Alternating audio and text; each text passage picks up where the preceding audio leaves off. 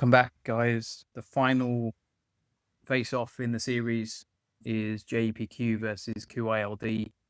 So both of these are income funds, one being from JP Morgan and the other one being from Global X. They both write covered calls on the NASDAQ 100. So just looking at a high level, JP Morgan's fund is an expense ratio of 0.35%, has 26.3 billion asset under management, and has a beta of 0.73. In comparison, Global X's fund has an expense ratio of 0.6, almost double.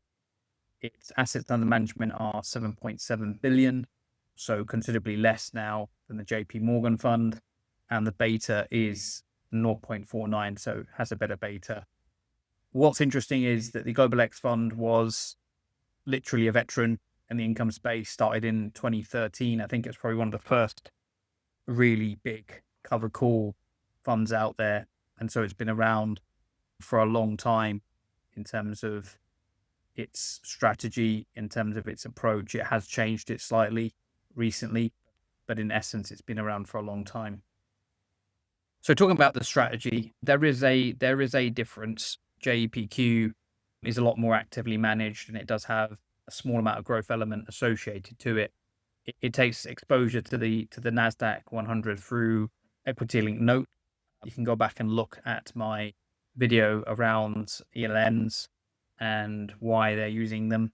But it sells out the money call options, so it's able to capture a bit more of the upside QYLD is, and it's basically trying to get slightly lower premium income but get more potential upside, but it has to manage that risk with the ELNs as well. QYLD, on the other hand, directly holds all the NASDAQ 100 positions, but it has a lot more of an aggressive strategy selling at the money call options. The idea here is to maximize the premium income, but it obviously caps the upside. And so it does give you direct holding offering, unlike the ELN approach. Okay, just a brief summary here in terms of the pros and cons. Obviously, in terms of the equity-linked notes, that offers a bit of flexibility in terms of the portfolio construction and the options execution, hopefully giving better risk returns, and we'll see that in a second. It can sometimes be more capital efficient than holding the underlying stock, but that's not always the case. The downside is you obviously have the default risk on the counterparty side, and there's obviously less transparency with an equity-linked note than having the direct holdings. In QLD's side of the fence, obviously they've got a lot more transparency. They've been around a lot longer. There's a lot of data on their website, and they do have the direct fund holdings. They don't have the risk associated with the equity-linked notes, which is always a bonus. They have chosen to be very specific with their strategy in terms of writing at the money on the entire index. Whether that changes over time, I don't know. I don't think it will, because they've got a lot of other funds now. They've got one that does like a 50% and then leaves the rest for growth. So they've kind of created more funds to cater for people who want a bit more of the capture of the upside. It can be slightly less efficient when you've got large amounts of cash and it's not as actively managed. And so there's always that slippage in the growth side of things, which we'll take a look at now.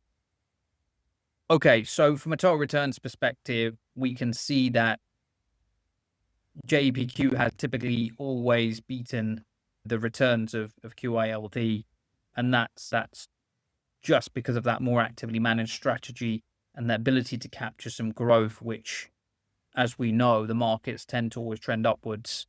So when you have a strategy that's very aggressive, like at the money, you're literally capping it quite aggressively. But does that lead to better income generation is the question. And the answer is not necessarily.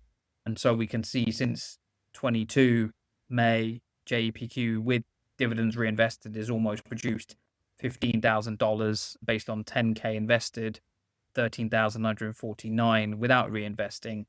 Whereas QILD with dividends reinvested is 10,900, and the capital and all the income is 12,421. So JEPQ still has outperformed from a total returns perspective, which is the important thing. Obviously, this is since JEPQ's inception because it's the newer of the two funds, but we can see that over time. It'll be interesting to see whether there's any change. I mean, what happened, but it just shows any fund that's actively managed is typically going to do better than funds that are set and forget. And we've seen that a little bit with the income shares funds where they were pretty much set and forget at 5%. And it has kind of left a bit of an issue on their end, so much so that they've actually changed the strategy, which is actually going to be on King's channel, hopefully fairly soon after I've released this video. So I'd encourage people to take a look at that video. Which fund is right for you? Again, there is never a right or wrong answer when it comes to investing in terms of what's right, what's wrong. And again, it depends on when you buy in and when you average in, etc. But JEPQ, because it's more actively managed, actually does a better job of trying to get a bit more growth because it's not capped at the money. What I find very interesting is that it's got a smaller expense ratio than QYLD, despite the fact that it is actively managed. So when we look at those ratios at the top, again, you can see it's 0.35 and QLD is 0.6. And I think this is what has led to this massive acceleration in the assets under management for JEPQ. It's a well-recognized name in terms of JP Morgan, and people just believe in that name. And so with the lower expense ratio, the performance being pretty solid, it typically has done quite well in comparison. Why would you choose QYLD? It might be that immediate cash flow. It might be the stability and the consistency of the income that it's produced. But I kind of feel like a lot of people will probably sit reading this and go into the JEPQ vet camp because of that bigger return.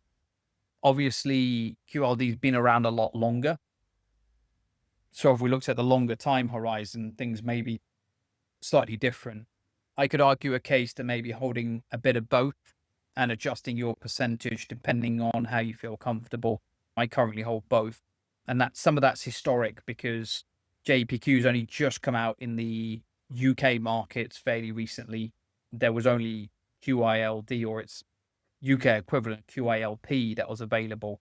And so that historically was why I went down that path of investing in QYLD or QYLP.